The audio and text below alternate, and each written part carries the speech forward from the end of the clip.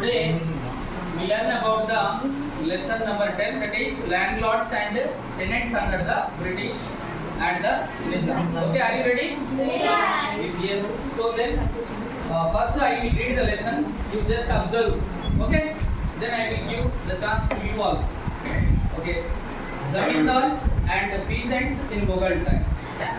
During the time of Mughal emperors, the Zamindars collected land revenue from the peasants on the behalf of the emperor.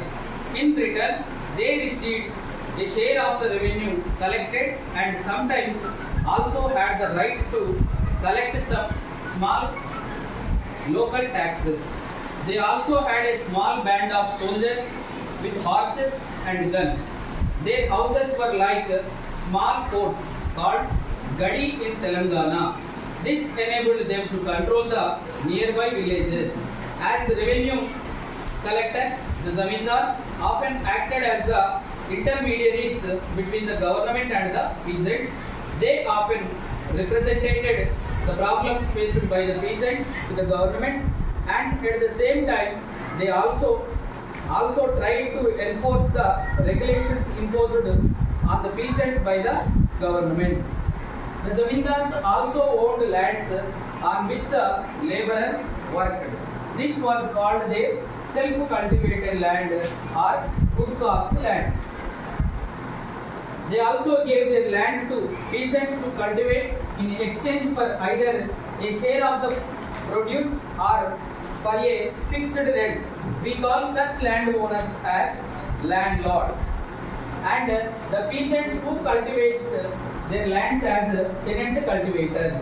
Thus, the zamindars had two important roles: collection of land revenue from the ordinary peasants and owning land as landlords. There were two kinds of peasants: those who were independent land owning cultivators paying land revenue through the zamindar, and those who were tenants of the landlords. Indian towns and villages had a large number of highly skilled. I have read the lesson. Now it is the time to you. First, individually you read the lesson, and if you feel any keyword, hard word, you please underline it. Okay? So, read it. Start the process. Do all of you have the books? No? Take this one. You underline the words. Okay.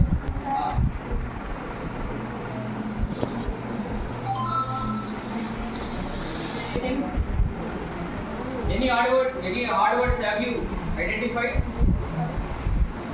Yes. చెప్పండి, hard words ఏంటి ఉన్నాయి చెప్పండి.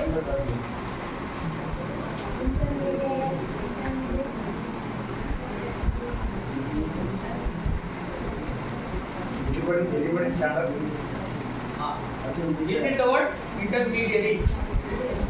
Okay. Next one. Footpaths.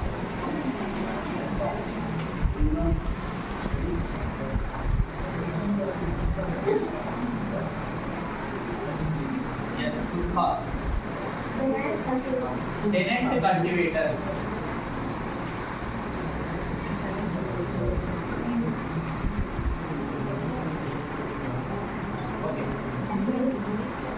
Gadi.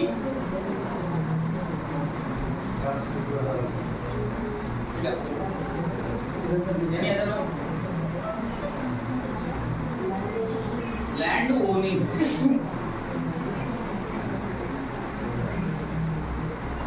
Yes, from the girls.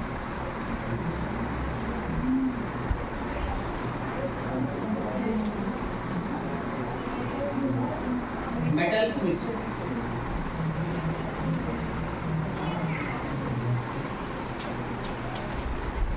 Okay.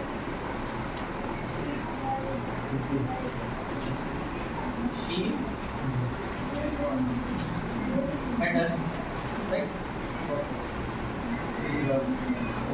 Another one. Zamindar.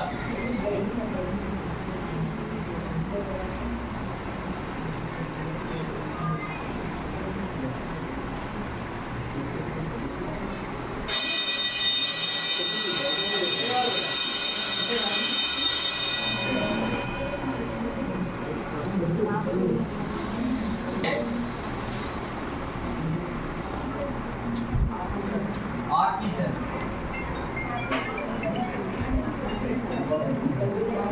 Regulations.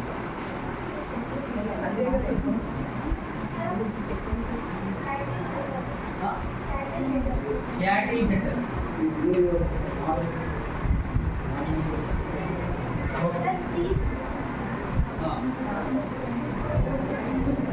Enforce.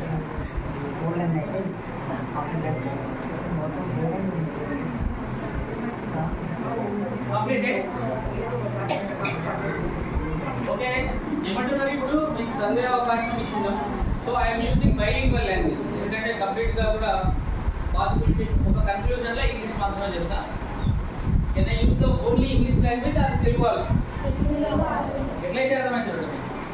Right. So first one is intermediaries. అంటే దీని అర్థం ఏంటి అని అంటే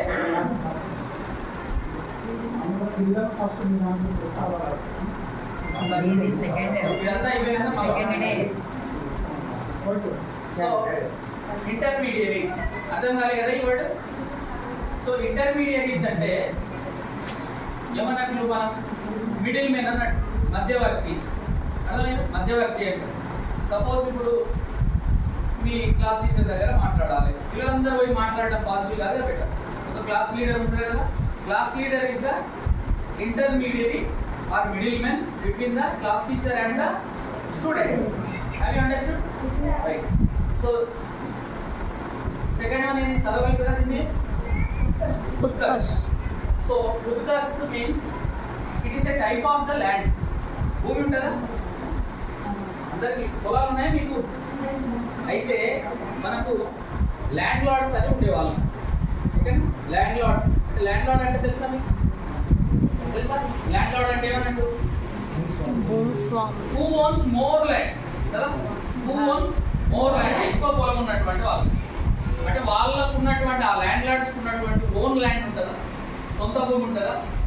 సెల్ఫ్ కల్టివేటెడ్ ల్యాండ్ అని ఆయన సొంతంగా కొంత ల్యాండ్ ఏం చేస్తాడు బెటర్, మొత్తం ఒక 100 ఎకరాలు ఉంది, 100 ఎకరాలు మొత్తం ఆయనే సాగు చేస్తాడా? అంటే కొంత ఆయనే చేపిస్తాడు, కొంత భూమి లేనటువంటి వాళ్ళు ఉంటారు కదా, వాళ్ళకి ఏం చేస్తాడు? కౌలుకి ఇస్తాడు అన్నాడు. అంటే కౌలుకి ఇచ్చే భూమి ఆయన సొంతంగా కల్టివేట్ చేస్తాడు. చూడండి, దాన్ని ఏమంటాం మనం అంటే అంటే self cultivated land of the Zamindar. Next word tenant. Tenant, cultivator. Yes, two words are there. What is tenant and cultivator? Cultivator means cultivator అంటే ఒక పీసెంట్ అన్నట్టు, ఒక ఫార్మర్. అంటే మన టెనెంట్ అంటే ఏమన్నట్లు ఇందాక మనం అన్నాం కదా, జమీందార్ లేదంటే జమీందార్నే దొర అంటారు. ఆయనకున్న భూమి మొత్తం ఆయన కాదు కదా కల్టివేట్ చేసేది, కొంత ఎవరికి ఇస్తాడు? లేనటువంటి వాళ్ళకి ఇస్తారు కదా. అంటే లేక భూమి లేక తీసుకునే వాళ్ళని ఏమంటాం అంటే మనం టెనెంట్స్ అంటే. నాకు భూమి లేదు, నేను జమీందార్ దగ్గర భూమి తీసుకుంటున్నాను, అప్పుడు నేను ఏమైతా? Tenant cultivator. సొంత భూమి కాకుండా ల్యాండ్ లార్డ్స్ భూమిని కల్టివేట్ చేస్తాం. నెక్స్ట్ గడి. వాట్ ఈస్ మీట్ బై గడి? గడి అంటే తెలుసా? ఇన్నర్ ఎప్పుడైనా పదం ల్యాండ్ లార్డ్ అంటే అర్థమైంది కదా. ల్యాండ్ లార్డ్ అంటే ఇప్పుడు తెలంగాణలో ఆయనని దొర అంటారు. ల్యాండ్ లార్డ్ అంటే భూస్వామి. ఎవరికైతే కొన్ని 100,000 ఎకరాల పొలం ఉందో ఆయనని ల్యాండ్ లార్డ్ అంటే వాళ్ళ హౌసెస్ ఉండేవి. మనలాగా చిన్నవి కాదు. ద హౌసెస్ లైక్ ఫోర్ట్స్, పెద్ద హోటల్ లాగా మనకు అప్పుడప్పుడు కనిపిస్తాయి కదా, పెద్ద పెద్ద హోటల్, రాజుల కంటే కూడా కొంచెం చిన్న సైజు, అంటే పెద్ద ఇల్లు, పెద్ద ఏరియా ఉంటుంది, కాంపౌండ్ వాల్ ఉంటుంది. సో వాళ్ళు ఉన్నటువంటి ఇల్లు, ఇంటి పేరు ఏమంటాము? గడి. గడీస్ means the houses of the land. Next one ఏంటి? Land owning. ల్యాండ్ అంటే ఏమన్నట్టు? ఓన్ అంటే ఏమన్నట్లు? సొంతం. ల్యాండ్ ఓనింగ్ అంటే సొంత భూమి కలిగి ఉన్నటువంటి వాళ్ళు. Have you understood? అర్థమవుతుందా? yes. Next metal smiths. Metal అంటే do you know any metal? Have you understood? Yes sir. Do you have any another keyword? Even on the hard words? Sir. Yes sir.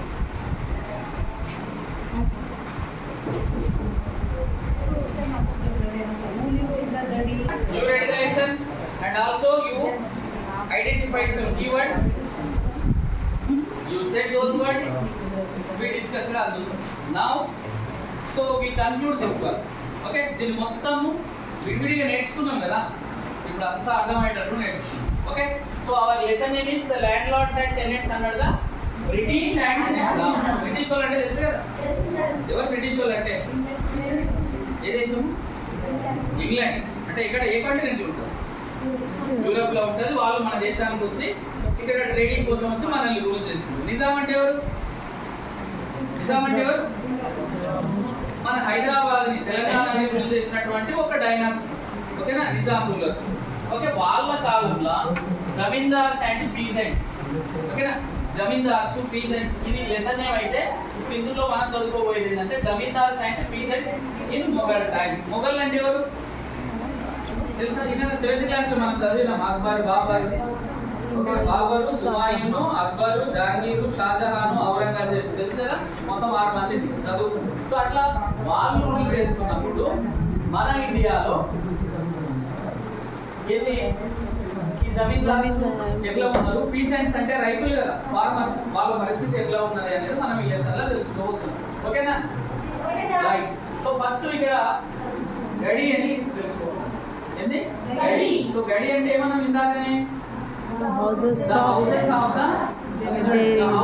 the Doras or landlords. Doras అని ఎక్కడంటే మనము తెలంగాణలో. ఓకేనా? So ఈ దొరా లేదా దొరని ఏమంటాము? Land lord. ఆయనని జమీందార్ అని కూడా ఏమంటాము? జమీందార్. సో ఇక్కడ ఏమంటారు చూడండి. సో ఈ జమీందార్ ఉన్నటువంటి ఓన్ ల్యాండ్, ఆయన పెద్ద భూస్వామి కాబట్టి ఆయన ల్యాండ్ లార్డ్ దొరా అని అంటున్నాం కదా, ఆయన కల్టివేట్ చేసే own land self cultivated land అని అంటాం. ఆ సెల్ఫ్ కల్టివేటెడ్ ల్యాండ్ ని మనం ఏమంటాము? ఖుద్కాస్ట్ అంటాం. ఏమంటాము? ఖుద్కాస్ట్ is the land of zamindars which is cultivated by his own. ఓకేనా? మొత్తం ఆయన కల్టివేట్ చేస్తాడా? మొత్తం వర్షం మొత్తం కొడుతుంది, పోతుంది మళ్ళా. అవునా? సో భూమి లేనటువంటి వాళ్ళు కూడా కొంతమంది ఉంటారు కాబట్టి టెనెంట్స్ ఇస్తారు. సో ఆయనకు ఉన్నటువంటి ఫంక్షన్స్ ఏం చేస్తాడు బేట అంటే, ఆయనకున్న పని ఏం పని చేస్తాడు? ఫంక్షన్స్ అంటే ఒకటి ఏం చేస్తాడంటే కలెక్టింగ్ ట్యాక్సెస్. కలెక్టింగ్ ట్యాక్స్ అంటే శిస్తు, డబ్బులు ఎవరు కట్టాలి? ఫార్మర్స్, జమీందారు కడతారా? ఎవరు కడతారు? జమీందారు మనకన్నీ సమకూరుస్తారు కదా, అవునా కదా? అంటే రాజు అంటే ప్రజలకు తండ్రి లాగా. కొన్ని డబ్బులు అనేవి మనకు అవసరాలు మొత్తం తీరుస్తాడు కాబట్టి ఆయనకు మనం కొంత డబ్బు అనేది డైరెక్ట్ రాజుకి ఇయ్యం. మనం రాజు ఎన్నో ఉంటాడు కదా, కాబట్టి ఎవరికి ఇస్తాం మనము? జమీందారు ఇస్తాం. అంటే జమీందారు చేసే ఒక పని ఏంటంటే collecting tax from the peasants. రెండో పని ఏం చేస్తాడు ఆయన? ఇదే పని కాదు, కల్టివేషన్ ఆర్ ఫార్మింగ్. ఇంతకుముందు అన్నాం కదా, ఖుద్కాస్ట్ లో ఆయన కల్టివేషన్ చేపిస్తాడు. These are the 2 functions are doing by the zamindar or landlord or the dora. Okay, so తర్వాత peasants కూడా 2 types ఉంటారు బేట. మనం కైండ్స్ ఆఫ్ peasants. ఇప్పుడు రైతులు చెప్పండి, మనం ఎగ్జాంపుల్ వాడి peasants ఇక్కడ నేను అంటున్నా ల్యాండ్ ఓనర్స్, టెనెంట్స్ అన్న. టెనెంట్స్ అంటే ఎవరు? భూమి లేనటువంటి వాళ్ళు. who do not have the land but cultivate the landlord's land. Okay, అట్లా ఉంటారు కొంతమంది వ్యవసాయం చేస్తారు. రెండోది ఏంటి? Land owners. అందరికీ కూడా భూమి లేకుండా ఏమి ఉండదు కదా, కొంతమందికి ఎక్కువ తక్కువ ఉంటది కదా, ఉంటుందా? అట్లా సొంతంగా భూమి ఉన్నటువంటి వాళ్ళని మనం ఏమంటామంటే ల్యాండ్ ఓనర్స్ అంటాము. సో లేనటువంటి వాళ్ళని ఏమంటామంటే టెనెంట్స్ అంటాము. తర్వాత ఇంకా సో వీళ్ళ నుంచి ఈ జమీందారు ఏం చేస్తాడు? ట్యాక్స్ కలెక్ట్ చేస్తాడు. తీసుకుపోయి ఏం చేస్తాడు? మొత్తం ఇస్తాడు. అలాగే పని చేసినందుకు డబ్బులు తీసుకోవాలి కాబట్టి ఒకవేళ పర్సెంటేజ్ అనుకుంటే 100% అనుకుంటే 90% ఏమో రాజుకి ఇస్తాడు. వీళ్ళ 10% ఆయన ఇస్తాడు. ఓకేనా? సో అట్లా ఇక్కడ పైసలు సంపాదిస్తాడు, ఇక్కడ కూడా మళ్ళీ కేవలం మనం ఏమనుకున్నాము? ట్యాక్స్ పే చేసేది కల్టివేటర్స్ ఏనా? ఓకేనా? సో ఈ లెసన్ లో మనం నేర్చుకున్నటువంటి విషయం ఏంటంటే సో గడి అంటే ఏమన్నట్లు గడిలు ఏముంటాయి తెలుసా? సో గడిలు ఏముంటాయి అని అంటే ఆయన ఇప్పుడు వీళ్ళు జమీందారు పోయి ట్యాక్స్ కట్టాలి నువ్వు మీ అంటే ఇస్తారా? కొంతమంది ఎట్లుంటారు ఏమంటారు నీకెందుకు ఇవ్వాలి లేవు పో ఇవన్నీ అంటారు. మళ్ళా ఆడ ప్రాబ్లం అవుతుంది కదా. మళ్ళీ ఆయన పోయి రాజు దగ్గర పోయి నేను అడిగితే ఇస్తారంటాడా? ఏమంటాడు? ఈయన అడగాల్సిన అవసరం లేదు, ఆయన చూస్తే భయపడే ఇవ్వాలి. అంటే భయపడాలంటే ఈయన దగ్గర ఏముంటాయి? కొన్ని వెపన్స్ ఉంటాయి, గన్స్ ఉంటాయి, సోల్జర్స్ ఉంటారు. మళ్ళీ వాళ్ళని మనం ఏమంటాం అంటే గుండాలంటారు. అవునా కదా? దగ్గర పైల్వాన్లు ఉంటారు అన్నట్టు. ఎవడన్నా ఇయ్యను అని అంటే ఏం చేస్తారు? ఇంకా అంతే, ఏం చేయాలనో అది చేస్తారు, పైసలు ఇస్తారు, లేకపోతే తీసుకొని పోతారు అన్నట్టు. సో ఇవన్నీ కూడా ఏడుంటాయి? గడిలా ఉంటవి. సో కాబట్టి ఆ గడి అనేది పెట్టేది లైక్ సో ఇట్లా గడి గురించి కుక్కాస్ అంటే the self cultivated land by the zamindars or the rulers. What are the functions of the zamindars? Collecting tax and how many kinds of peasants are there? What are they?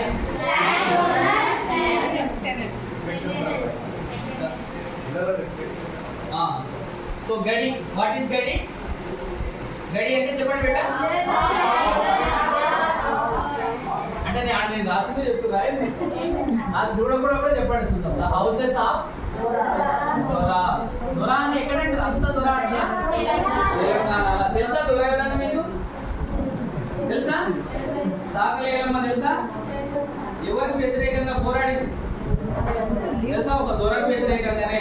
ఆమె ఏం చేయాలి? బట్టలు ఉతకాలి. కాదు నేను కల్టివేట్ చేస్తాను పోతే నువ్వు నా మాటనే కాదంటావు అని విష్ణు రామచంద్రారెడ్డి అనేటటువంటి ఒక దొర వ్యతిరేకంగా చేసినటువంటి పోరాటం. సో అది వేరే అనుకోండి. సో ద హౌసెస్ ఆఫ్ దొరా. తర్వాత కుక్కాస్ అంటే వాట్ ఈస్ మీన్ బై కుక్కాస్? చెప్పు చెప్పు.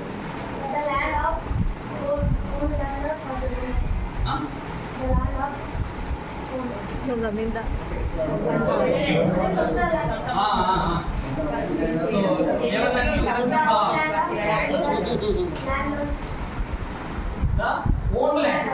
own land otherwise ఏమని చెప్పినా self cultivated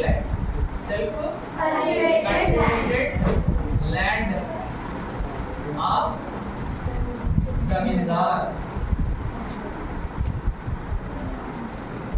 Okay, see next. So give some examples of partisans. Example చెప్పు. Yes. So now I am giving some homework. So you have to do the work at home and by tomorrow come along with the your assignment. Okay. So these are the assignments. Okay. So what is meant by explain about the gadi? Okay. So second one is explain about the kuckas. Then explain the functions of the land. And another one classify types of the pieces. So give examples of parties. So you write down those quickly.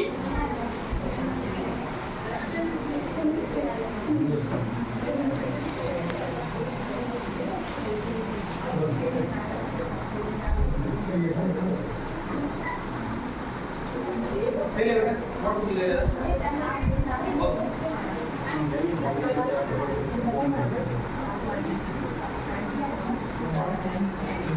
Okay. minute.